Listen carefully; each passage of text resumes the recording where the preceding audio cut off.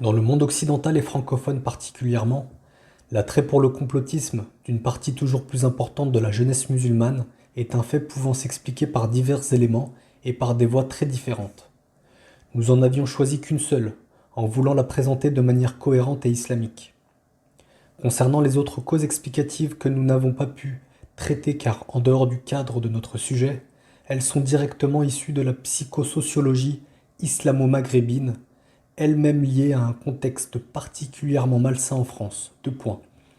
Celui les prenant constamment pour cible, en tant qu'issus de l'immigration et professant une religion potentiellement problématique pour le conformisme français. Dans bon nombre de ses orientations et engagements, le complotisme français prend en compte cette stigmatisation des musulmans et de l'islam. Ces thèses donnent de l'importance et de l'intérêt à ces musulmans. Elle les revalorise et rassure leurs angoisses. Elle leur propose une vision du futur d'autant plus attrayante qu'elle se nourrit des ressentiments du présent, entre parenthèses, en faisant bien évidemment table rase de ceux du passé pour favoriser la réconciliation. D'ailleurs, il y a une réalité sous-jacente à cela qu'il faut reconnaître avec honnêteté. Il est évident que chez certains, la figure obsessionnelle du juif sioniste intégré, sans être assimilé, totalement communautarisé, vivant en autonomie et quasi-indépendance vis-à-vis de l'État-providence, possédant ses propres structures, ses réseaux, son système privé d'éducation, entre parenthèses, général ou religieux, libre de tout contrôle politique coercif de type colonial, affichant même le luxe d'avoir ses propres milices, en entretenant une très forte solidarité tribale avec des leaders intellectuels et religieux qui défendent ardemment la cause juive sioniste pro-israélienne. Deux points. Tout ceci représente d'une certaine manière ce que les complotistes musulmans n'ont pas été en mesure d'accomplir, et en tout cas, tout ce à quoi ils ont renoncé par facilité, par fatalisme ou par incompétence, entre parenthèses, si ce n'est pas les trois à la fois.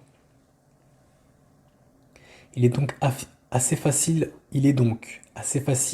dans ce cas d'adopter les thèses complotistes populistes françaises, véhiculant sa mythologie universaliste, son pseudo-patriotisme, quand elles servent en réalité de cause, de substitution et de gage de bonne citoyenneté pour tous ceux qui n'ont pas été capables de défendre leur cause originelle.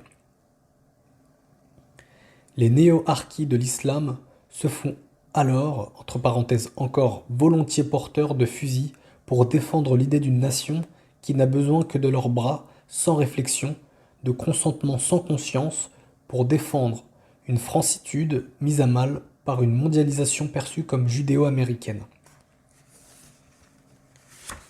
Cette pensée complotiste, ces idéologies, sa méthodologie d'acquisition et d'analyse du savoir qu'on leur inculque, contribuent chez les complotistes musulmans à la création d'une culture qui leur servira de conscience politique très bon marché, sans prise de risque social et politique et sans le moindre effort intellectuel de leur part.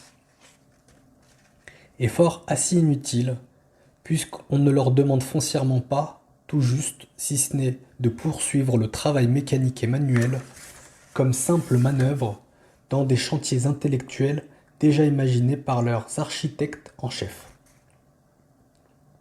Tout autre effort non encadré par leurs plans et visions est un risque, une tentative subversive issue du complot, pour les détourner du vrai combat à mener.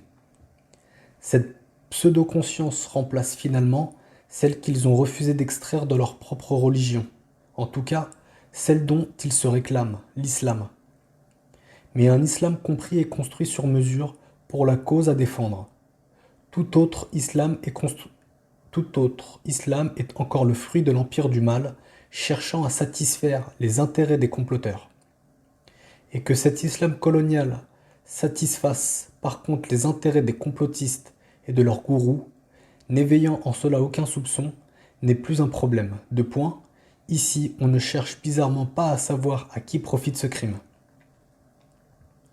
Tout ceci à tel point que la forte attirance du complotisme chez cette population sous-islamisée semble en passe de devenir un lieu commun de la sociologie politique française. Citation. Sur la quarantaine d'élèves qui suivent les cours de Stéphane François, professeur à l'Institut de préparation à l'administration générale de Valenciennes, environ un quart sont perméables aux théories du complot. Globalement, ceux qui adhèrent à cette vision conspirationniste du monde ne sont pas les meilleurs, et sont généralement issus de l'immigration et des quartiers populaires, estime ce politologue chercheur en CNRS. Mais pour le directeur de l'Observation des radicalités politiques, Jean-Yves Camus, cet engouement n'est pas confiné à un seul profil.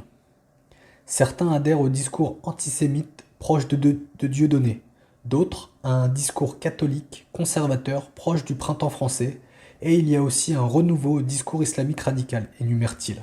Fin de citation. Il est assez triste de voir comment cette pseudo-conscience politique, détenue par ceux censés avoir atteint un niveau minimal d'éducation dans cette Oumma de France, est tournée en dérision par l'habituelle ligne éditoriale de toute production médiatique française, respectant la sacro-sainte règle des 3 M, médiocrité, maghrébin, musulman. Mais le pire est que le nombre de théoriciens gourous de ce complotisme patriotique français en vogue ont plusieurs fois prouvé qu'ils ont eux aussi adopté cette règle des 3 M. Cela en énonçant presque explicitement que l'idéologie et la vision du monde complotiste qu'ils propagent sont après tout un moindre mal pour ce type de population, en parfaite cohérence avec le rappel du bien fondé de l'œuvre française civilisatrice en Algérie coloniale. Finalement, les sources et la culture étant fondamentalement les mêmes ici, complotistes ou anticomplotistes aussi différents puissent-ils être, sont tous fils et partisans de l'universalisme français issu des Lumières et de la Révolution. Ils ont donc les mêmes appréciations et les mêmes objectifs envers l'islam et sa force vive dans la jeunesse musulmane. Le contrôle politique et social d'une population ne devant surtout pas avoir de conscience islamique autonome et authentique. Et vous avez dit complot ?